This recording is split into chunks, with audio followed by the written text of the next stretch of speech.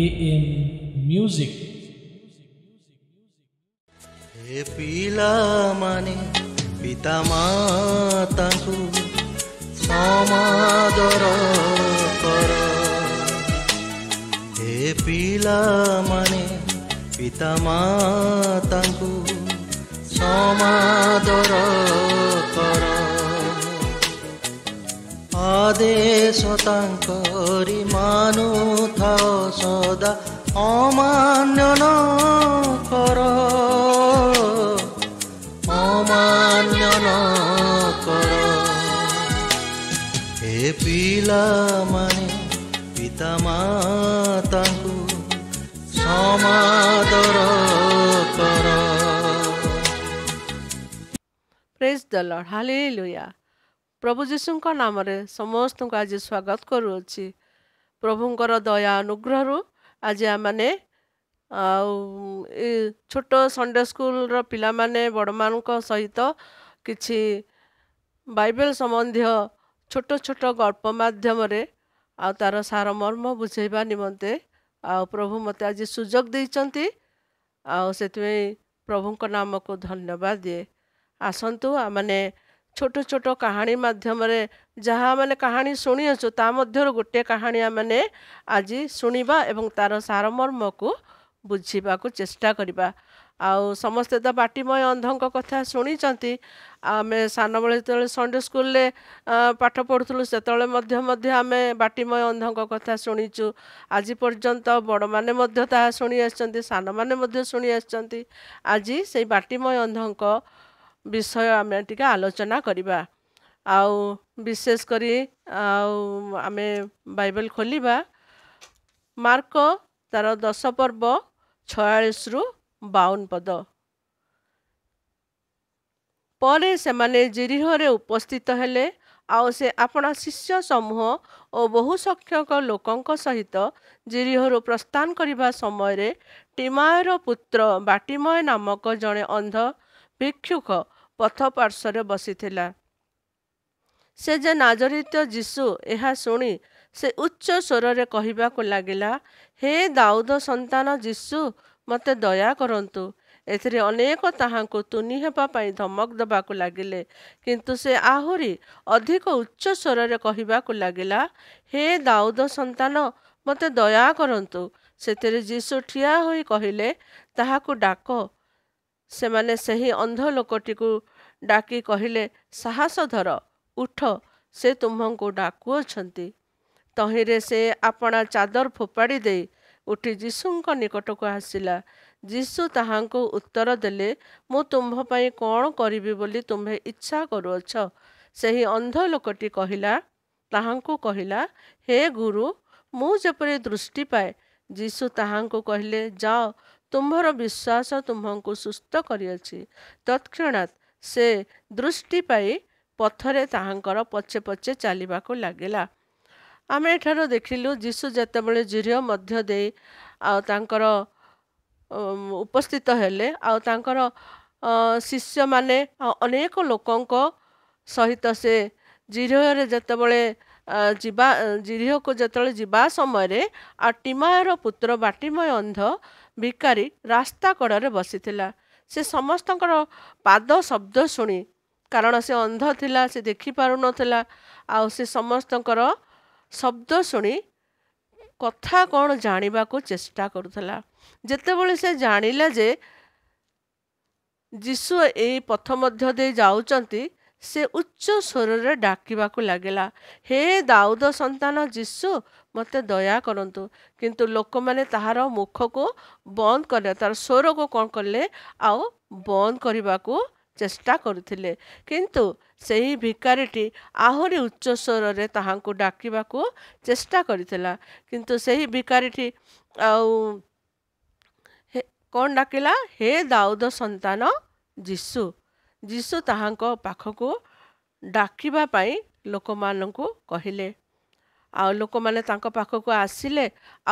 ସେ ତ ଅନ୍ଧ ଥିଲା, ବସିଥିଲା, ସେ ତ ଉଠି ପାରୁନଥିଲା, କିଛି ନାହିଁ, ସେ ଜାଣିପାରୁନଥିଲା ଯେ ମୁଁ କେଉଁ ପଥ ଦେଇ ଯିବି। ତାକୁ କହିଲେ, ସାହସ ଧର, ଉଠ, ଯୀଶୁ ତୁମ୍ଭଙ୍କୁ ପାଖକୁ ଡାକୁଅଛନ୍ତି। ତହିଁରେ ସେ ଆପଣା ଚାଦର ଫୋପାଡ଼ି ଦେଇ ଯୀଶୁଙ୍କ ପାଖକୁ ଆସିଲା। ଯୀଶୁ ତାହାଙ୍କୁ ପଚାରିଲେ, ମୁଁ ତୁମ ପାଇଁ କ'ଣ କରିବି ବୋଲି ତୁମେ ଇଚ୍ଛା କରୁଅଛ? ସେହି ଅନ୍ଧ ବ୍ୟକ୍ତି ତାହାଙ୍କୁ କହିଲା, ହେ ଗୁରୁ, ମୁଁ ଯେପରି ଦୃଷ୍ଟି ପାଏ ଆଉ ମୋତେ ଦୟାକର।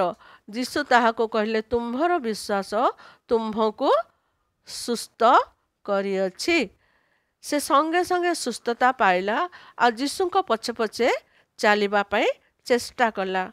ଆଜି ଆମମାନଙ୍କର ଜୀବନରେ ମଧ୍ୟ ସେହି ସମୟ ଆସିଅଛି ଯେତେବେଳେ ଆମେ ସେଇ ଅନ୍ଧ ଭିକ୍ଷୁକ ପରି ଆମମାନେ ମଧ୍ୟ ସେଇ ରାସ୍ତା ପାର୍ଶ୍ୱରେ ବସିଅଛୁ। ତାଙ୍କୁ ଯେତେବେଳେ ଆମେ ଉଚ୍ଚ ସ୍ୱରରେ ଡାକିବା, ସେ ଆମମାନଙ୍କର ଡାକ ଶୁଣି ଆମମାନଙ୍କ ନିମନ୍ତେ ଆସିବେ ଆଉ ଆମମାନଙ୍କର ସମସ୍ତ ବିଷୟରେ ସେ ଆମମାନଙ୍କୁ କ'ଣ କରିବେ? ଆଶୀର୍ବାଦ କରିବେ। କାରଣ ସେ ଏକମାତ୍ର ଜୀବିତ ରାଜା, ଯିଏକି ଆମମାନଙ୍କର ପାପ ନିମନ୍ତେ ଜଗତକୁ ଆସିଲେ, ଆମମାନଙ୍କର ପାପର ଭାର ବହନ କରିବା ନିମନ୍ତେ ସେ ସାମର୍ଥ୍ୟ ପରମେଶ୍ୱର। ସେଥିପାଇଁ ଆଜି ସେ ଭିକ୍ଷୁକ ଯେ ପ୍ରକାର ତାର ସେଇ ଆଉ ଅନେକ ଦିନର ସେ ପୁରୁଣା ଚାଦର ଛିଣ୍ଡା ହେଇଥିବ ଆଉ ଦୁର୍ଗନ୍ଧ ବାହାରୁଥିବ, ସେଇ ଚାଦରକୁ ସେ କ'ଣ କଲା? ଅତି ପ୍ରିୟ ଚାଦର ତାର ହେଇଥିବ, ସେ ତାକୁ ଫୋପାଡ଼ିକି କ'ଣ କଲା? ଯୀଶୁଙ୍କ ଆଡ଼କୁ ଆସିଲା। ଆଜି ଆମମାନଙ୍କ ଜୀବନରେ ମଧ୍ୟ ସେଇ ଚାଦର ପରି ଆମମାନଙ୍କର ଶରୀରରେ, ଆମମାନଙ୍କର ଆତ୍ମାରେ ଯେଉଁ ଦୁର୍ଗନ୍ଧମୟ ଆତ୍ମା ଆମମାନଙ୍କର, ସେଇ ଦୁର୍ଗନ୍ଧମୟ ଆତ୍ମାକୁ ଆମେ କ'ଣ କରିବା? ତ୍ୟାଗ କରିବା। ସେ ଚାଦର ପରି ଆମମାନେ ସେ ସମସ୍ତ ବିଷୟକୁ ତ୍ୟାଗ କରି ଆମେ ଯୀଶୁଙ୍କ ଆଡ଼େ ଲକ୍ଷ୍ୟ ରଖିବା। ଯୀଶୁଙ୍କ ଆଡ଼େ ଆମେ ଉଚ୍ଚ ସ୍ୱର କରି ଡାକିବା, ଯାହାଦ୍ୱାରା କି ସେ ଆମମାନଙ୍କର ସେ ସମସ୍ତ ଦୁର୍ଗନ୍ଧମୟ ଜୀବନକୁ ଦୂର କରିବେ ଏବଂ ତାହାଙ୍କର ନିକଟବର୍ତ୍ତୀ କରିବେ। କାରଣ ଆମମାନେ ଡାକିଲେ ସେ ଆମମାନଙ୍କୁ ଉତ୍ତର ଦେବେ। ଯୀଶୁ ଯେ ମହାନ ପରମେଶ୍ୱର, ସେ ଯେ ପିତା, ପୁତ୍ର ଓ ପବିତ୍ର ଆତ୍ମା ଆମମାନେ ଜାଣୁ, କିନ୍ତୁ ଜଗତର ମନ୍ଦତାରେ ଆମମାନେ ଏତେ ପରିପୂର୍ଣ୍ଣ ଆଉ ଏତେ ଆମମାନେ ବ୍ୟସ୍ତ ଯେ ଯୀଶୁ ଆମମାନଙ୍କୁ ଡାକିଲେ ମଧ୍ୟ ଆମେ ତାହାଙ୍କ ସ୍ୱର ଶୁଣିପାରିନଥାଉ। କିନ୍ତୁ ସେହି ଅନ୍ଧ ବ୍ୟକ୍ତି ଯେ ପ୍ରକାର ବାରମ୍ବାର ଡାକିଲା, ହେ ଦାଉଦ ସନ୍ତାନ ଯୀଶୁ, ମୋତେ ଦୟା କରନ୍ତୁ। ଆଜି ଯଦି ଆମମାନେ ସେଇ ସ୍ୱର ନେଇ ତାହାଙ୍କ ନିକଟତର ହେବା, ନିଶ୍ଚୟ ପ୍ରଭୁ ଆମମାନଙ୍କ ନିମନ୍ତେ ଆସିବେ। ଆମମାନଙ୍କର ପାପର ଭାରକୁ ବହନ କରିବା ନିମନ୍ତେ ସେ ଆମମାନଙ୍କୁ ପରିତ୍ରାଣ ପ୍ରଦାନ କରିବେ ଆଉ ସେ ପୁରାତନ ବସ୍ତ୍ରକୁ ତ୍ୟାଗ କରି ନୂତନ ବସ୍ତ୍ର ସେ ଆମମାନଙ୍କୁ ପିନ୍ଧିବା ନିମନ୍ତେ ସାମର୍ଥ୍ୟତା ଦେବେ। କାରଣ ସେ ଏକମାତ୍ର ପରିତ୍ରାଣକର୍ତ୍ତା, ଯିଏକି ସେ ପରିତ୍ରାଣର ମୂଲ୍ୟ ଦେବା ନିମନ୍ତେ ସେ ଆମମାନଙ୍କ ନିମନ୍ତେ ହତ ହେଲେ, ସେ ଆମମାନଙ୍କ ନିମନ୍ତେ ବଳୀକୃତ ହେଲେ। ପ୍ରଭୁ ଆମ ସମସ୍ତଙ୍କୁ ଆଶୀର୍ବାଦ କରନ୍ତୁ। ଆମମାନେ ଯେମିତି ତାହାଙ୍କର ଗୌରବର କାରଣ ହଉ, ତାଙ୍କ ପଛେ ପଛେ ଚାଲିବା ନିମନ୍ତେ ଆମମାନଙ୍କୁ ନିଜକୁ ଯେପରି ଆମମାନେ ସଜାଡ଼ିବା, ନିଜକୁ ଯେପରି ଆମମାନେ ଆଉ ତାହାଙ୍କର ନିମନ୍ତେ ଆମମାନେ ଯେପରି ସଜାଗ ହେବା, ଆମମାନଙ୍କର କାର୍ଯ୍ୟ, ଆମମାନଙ୍କର ଚିନ୍ତା, ଆମମାନଙ୍କର କଥାବାର୍ତ୍ତା, ଆମମାନଙ୍କର ବେଶଭୂଷା, ଆମମାନଙ୍କର ପରିଚୟ ଯେପରି ତାଙ୍କ ନିମନ୍ତେ ଗୌରବମୟ ହେବ, ସେହି ପ୍ରକାର ଆମମାନେ ସବୁବେଳେ ଚିନ୍ତା କରିବା। ସାନ ସାନ ଆମମାନେ ଥିଲୁ ଯେତେବେଳେ ଆମମାନେ ସଣ୍ଡେ ସ୍କୁଲ ଯାଉଥିଲୁ, ଯେତେବେଳେ ଆମମାନେ ବଡ଼ ହେଲୁ ସି ଗଲୁ, ଉଦ୍ୟୋଗ ସମିତି ଗଲୁ, ଯେତେବେଳେ ଆମମାନେ ବଡ଼ ହେଲୁ ଆଉ ଟିକେ ବଡ଼ ହେଲୁ, ସେତେବେଳେ ଆମମାନେ ବିଭିନ୍ନ ପ୍ରକାର କନଭେନସନ୍ ଗଲୁ ଆଉ ଆମମାନଙ୍କର ମଣ୍ଡଳୀର ବିଭିନ୍ନ ପ୍ରକାର ମିଟିଂ ଆଟେଣ୍ଡ କଲୁ। ଦିନ ପ୍ରତିଦିନ ଆମେ ଯେମିତି ବୃଦ୍ଧି ହେଉଛୁ, ସେ ପ୍ରକାର ଆମମାନେ ଆତ୍ମାଙ୍କର ଚାଳନାରେ ମଧ୍ୟ ବୃଦ୍ଧି ହେବା ଆବଶ୍ୟକ। ତାହେଲେ ଯାଇ ପ୍ରଭୁ ଆମମାନଙ୍କୁ କ'ଣ କରିବେ? ଆଶୀର୍ବାଦରେ ପୂର୍ଣ୍ଣ କରିବେ ଆଉ ସେ ସମସ୍ତ ଚିନ୍ତାର ଭାର ସେ ଆମମାନଙ୍କର ବହନ କରିବେ। ଯେ ପ୍ରକାର ସେ ଅନ୍ଧ ଭିକ୍ଷୁକକୁ ଆଶୀର୍ବାଦ କଲେ ଆଉ କହିଲେ, ତୋହର ବିଶ୍ୱାସ ତୋତେ ସୁସ୍ଥ କରିଅଛି। ଆମମାନଙ୍କର ବିଶ୍ୱାସ ଯଦି ଯୀଶୁଙ୍କଠାରେ ନାହିଁ, ଆମମାନେ ଯେତେ ଯୀଶୁ ଯୀଶୁ ଡାକ ପକାଇଲେ ମଧ୍ୟ ସେ ଆମମାନଙ୍କର ପ୍ରାର୍ଥନା ଶୁଣିବେ ନାହିଁ। କାରଣ ଯେତେବେଳେ ଆମମାନଙ୍କର ହୃଦୟ ନିର୍ମଳ ରହିବ, ଆମମାନଙ୍କର ମନ ଆତ୍ମା ତାହାଙ୍କର ହେବ, ସେତେବେଳେ ଯାଇକି ସେ ଆମମାନଙ୍କର ଡାକ ଶୁଣିବେ। ଆମ ସମସ୍ତଙ୍କୁ ପ୍ରଭୁ ଆଶୀର୍ବାଦ କରୁ। ସାନ ଠାରୁ ବଡ଼ ପର୍ଯ୍ୟନ୍ତ ଆମେ ଏଇ ଛୋଟ ଛୋଟ କାହାଣୀ ମାଧ୍ୟମରେ ଅନେକ କିଛି ବିଷୟ ଶିକ୍ଷା ଲାଭ କରିବାର ଅଛି, ଯାହାଦ୍ୱାରା କି ଆମେ ହଁ ଛୋଟ କାହାଣୀଟା ତ ୟା ଭିତରେ କ'ଣ ଅଛି ଯେ ଆମେ ଶିକ୍ଷା ଲାଭ କରିବା। ସେ ତ ଅନ୍ଧଟିଏ, ଆଉ ଜନ୍ମରୁ ଅନ୍ଧ ଥିବ, ଆଉ ସେ ରାସ୍ତା ପାର୍ଶ୍ୱରେ ବସି ଭିକ ମାଗୁଥିବ, ୟା ଭିତରେ କ'ଣ ସାରମର୍ମ ଅଛି ଯେ ଆମେ ବୁଝିବା। କିନ୍ତୁ ନା, ପ୍ରଭୁ ଆମମାନଙ୍କୁ ଏ ଭିକ୍ଷୁକ ପରି ହେବା ନିମନ୍ତେ କହନ୍ତି, ଡାକ, ମାଗ, ତାହେଲେ ତୁମକୁ ଦିଆଯିବ।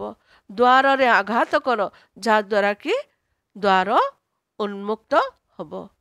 ପ୍ରଭୁ ଆମ ସମସ୍ତଙ୍କୁ ଆଶୀର୍ବାଦ କରନ୍ତୁ, ଯାହାଦ୍ୱାରା କି ପ୍ରଭୁ ଏ ଛୋଟ ଛୋଟ ବିଷୟ ଦ୍ୱାରା ଆମମାନଙ୍କୁ ଆହୁରି ତାହାଙ୍କର ନିକଟତର କରିବା ନିମନ୍ତେ ପ୍ରଭୁ ଆମମାନଙ୍କୁ ଯେଉଁ ସୁଯୋଗ ଦେଇଛନ୍ତି।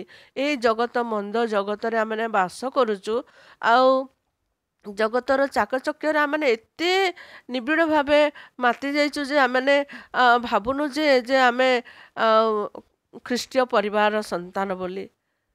ବିଭିନ୍ନ ପ୍ରକାର ମନ୍ଦତାରେ ଆମମାନଙ୍କର ଜୀବନରେ ପରିପୂର୍ଣ୍ଣତା ଅଛି। ସେ ସବୁକୁ ତ୍ୟାଗ କରିବା ପାଇଁ କହୁଛନ୍ତି ପ୍ରଭୁ। ସେ ଯେ ଆମମାନଙ୍କ ନିମନ୍ତେ ଜଗତକୁ ଆସିଲେ, ଆମମାନଙ୍କର ପାପର ଭାର ବହନ କରିବା ନିମନ୍ତେ ଆସିଲେ। ପ୍ରଭୁ ସମସ୍ତ ବିଷୟ ଆମମାନଙ୍କର ଦେଖିଛନ୍ତି, ଜାଣିଛନ୍ତି। ସେ ନିର୍ଦ୍ଦୋଷ ହେଲେ ମଧ୍ୟ ସେ କ୍ରୂରଡ଼ା ପ୍ରହାର ସହ୍ୟ କଲେ। ସେ ଆମମାନଙ୍କ ନିମନ୍ତେ କୃଷାର୍ପିତ ହେଲେ।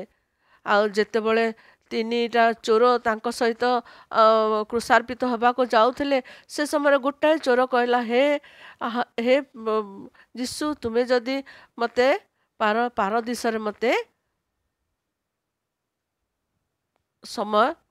ମୋତେ ପଚାରିବ। କିନ୍ତୁ ପ୍ରଭୁ ତାହାକୁ କହିଲେ, ଆଜି ତୁମେ ମୋ ସହିତ ପାରଦେଶକୁ ଯିବ। କାରଣ ସେଇ ସମୟରେ ସେ ଯୀଶୁଙ୍କୁ ବିଶ୍ୱାସ କଲା, ଯୀଶୁଙ୍କର ସମସ୍ତ ବିଷୟକୁ ସେ ଦେଖିଲା, ଜାଣିଲା। ଆମକୁ ଯୀଶୁଙ୍କୁ ଜାଣିବାକୁ ପଡ଼ିବ। ଯୀଶୁ କିଏ, ଯୀଶୁଙ୍କର କାର୍ଯ୍ୟ କ'ଣ, ଯୀଶୁ ଜଗତକୁ କ'ଣ ପାଇଁ ଆସିଥିଲେ, ଏ ସମସ୍ତ ବିଷୟ ଜାଣିବାକୁ ପଡ଼ିବ। କେବଳ ଆମେ ତାଙ୍କ କଥା ଶୁଣି ତାହାଙ୍କର ନିକଟବର୍ତ୍ତୀ ହେବା ତାହା ନୁହଁ।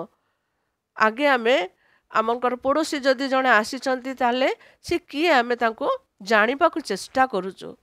ସେମିତି ଆମେ ଯୀଶୁଙ୍କୁ ଜାଣିବାକୁ ପଡ଼ିବ, ଯୀଶୁଙ୍କର କାର୍ଯ୍ୟକୁ ବୁଝିବାକୁ ପଡ଼ିବ, ଯୀଶୁଙ୍କର ମହତ୍ଵକୁ ନିଜ ହୃଦୟରେ ହୃଦୟଙ୍ଗମ କରିବାକୁ ପଡ଼ିବ, ଯାହାଦ୍ୱାରା ଆମେ ତାହାଙ୍କର ନିକଟବର୍ତ୍ତୀ ହେବା ଏବଂ ତାଙ୍କୁ ନିଜର ପରିତ୍ରାଣକର୍ତ୍ତା ରୂପେ ଗ୍ରହଣ କରିବା। ଯୋହନ 1 ପର୍ବ କେତେ ପଦପର୍ବ ମୋର ହୁଏତ ମନେ ପଡ଼ୁନି, କିନ୍ତୁ ସେଠାରେ ଲେଖାଯାଏ, ଲୋକମାନେ ଯେତେବେଳେ ତାହାଙ୍କୁ ବିଶ୍ୱାସ କରି ତାହାଙ୍କୁ ଗ୍ରହଣ କଲେ, କିନ୍ତୁ ଯୀଶୁ ତାଙ୍କୁ ଗ୍ରହଣ କଲେ ନାହିଁ। କାରଣ ଯୀଶୁଙ୍କୁ ଜାଣି ସେମାନେ ଗ୍ରହଣ କଲେ, ଯୀଶୁଙ୍କର ଆଶ୍ଚର୍ଯ୍ୟ କାର୍ଯ୍ୟ ଦେଖି ସେମାନଙ୍କୁ ଗ୍ରହଣ କଲେ, କିନ୍ତୁ ଯୀଶୁଙ୍କୁ ସେମାନେ ଜାଣିନଥିଲେ ଯେ ଯୀଶୁ କିଏ। ଆଜି ମାନେ ହଠାତ୍ ଜଗତରେ କିଛି ଗୋଟେ ଭଲ ଜିନିଷ ଦେଖିକି ଆମେ ତାଙ୍କୁ କହିବା, ଓ ବହୁତ ବଢ଼ିଆ, ବହୁତ ବଢ଼ିଆ, କିନ୍ତୁ ସେ ଠିକ୍ କଥା ନୁହେଁ। କାହିଁକିନା ଜଗତରେ ବହୁତ ମନ୍ଦତା ଜିନିଷ ଅଛି, ଯାହାଦ୍ୱାରା କି ଆମେ ତାକୁ ହଠାତ୍ ଗ୍ରହଣ କରିନେଇଥାଉ। ସେଇ ପ୍ରକାର ଯୀଶୁ ସେଦିନ ସେମାନଙ୍କୁ ଗ୍ରହଣ କଲେ ନାହିଁ, କାରଣ ସେମାନେ ସତ୍ୟ ଆତ୍ମାର ସହିତ ତାହାଙ୍କୁ ନିଜର କରିନଥିଲେ। ଆଜି ଆମମାନଙ୍କୁ ସୁଯୋଗ ମିଳିଛି ତାହାଙ୍କର ଗୌରବ ନିମନ୍ତେ, ତାହାଙ୍କୁ ଜାଣିବା ନିମନ୍ତେ, ତାହାଙ୍କର ପରିଚୟ ପାଇବା ନିମନ୍ତେ, ତାଙ୍କୁ ନିଜର ବନ୍ଧୁ ହେବା ନିମନ୍ତେ। ସେ ଯେ ଆମମାନଙ୍କର ବନ୍ଧୁ, ସେ ଯେ ଆମମାନଙ୍କର ପ୍ରିୟ ସଖା, ସେ ଯେ ଆମମାନଙ୍କର ସମସ୍ତ ବିଷୟରେ ସାମର୍ଥ୍ୟଦାତା ପରମେଶ୍ୱର। ସେଥିପାଇଁ ଆମେ ଆଜି ସଜାଗ ହେବା, ପ୍ରତ୍ୟେକ ଯେପରି ଆମେ ତାହାଙ୍କର ଗୌରବର କାରଣ ହେବା। ସେ ନୂତନ ବସ୍ତ୍ରକୁ ପରିଧାନ କରିବା। ଆମମାନଙ୍କ ହୃଦୟରେ ଯାହା କିଛି ମନ୍ଦତା ଅଛି, ଯାହା କିଛି ଆମମାନଙ୍କର ଶତ୍ରୁତା ଭାବ ଅଛି, ସେ ସବୁକୁ ତ୍ୟାଗ କରି ଆମେ ତାହାଙ୍କର ନିକଟବର୍ତ୍ତୀ ହେବା। ପ୍ରଭୁ ଆମ ସମସ୍ତଙ୍କୁ ଆଶୀର୍ବାଦ କରନ୍ତୁ, ଆଉ ତାଙ୍କ ସମସ୍ତ ବିଷୟକୁ ବୁଝିବା ନିମନ୍ତେ ଶକ୍ତି ପ୍ରଦାନ କରନ୍ତୁ। ଆମେନ୍। ଆମେ ଛୋଟ ପ୍ରାର୍ଥନାଟିଏ କରିବା ଆଉ ଶେଷ କରିବା। हे पवित्र पिता गौरवमय राजा तुम नामर धन्यवाद करुचु तुम दया अनुग्रह प्रभु ए छोट कहानी माध्यम तुमर महत्व बुझेबा निमंते तुम्हें साहाय्य कल से धन्यवाद जेते पिला माने आज ए विषय शुणिचंती प्रत्येक जपरी से सार मर्म को बुझी तुमर गौरवर कारण हेबे तुम निमंते उद्योगी हेबे तुम निमंते निजको आउ प्रभु सजाग करिवे से प्रकार तुम्हें कल्याण कर सान ठारू बड़ पर्यंत प्रत्येक तुमर महत्व को बुझिबा निमंते तुम्हें साहाय्य कर जगतर मंदतार पृथक रही प्रभु तुम निमंते उद्योगी जीवन काटिबे से प्रकार तुम्हें दया कर बोली निवेदन करी ए सुंदर समय को आम प्रत्येक को तुमर चंदे समर्पण करी प्रिय प्रभु जीशुंक नाम रे मागुछु आमेन। हे आम मानकर स्वर्गस्थ पिता तुम नाम पवित्र बोली मान्य हो तुम्हर राज्य आसु जेरूपे स्वर्ग रे सेरूपे पृथ्वी रे तुमर इच्छा सफल हो आज आम मान को प्रयोजनीय आहार दियो आमे जमंत निज निज अपराधी मान को क्षमा करियछु तेमंत अपराध सब तुम्हें क्षमा कर परीक्षा रे न आण मंदटा रक्षा कर जेणु राजत्व पराक्रम गौरव सदा सर्वदा तुम्भर हो आमेन। जीशुंक रक्तर जय जीशुंक रक्तर जय जीशुंक रक्तर जय amen. Praise the Lord hallelujah. हे पिलामाने पिता माताଙ୍କୁ समादर कर हे पिलामाने पिता माताଙ୍କୁ समादर कर आदेश तांकरी मानुथाओ सदा अमान्य न कर अमान्य न कर हे पिलामाने पिता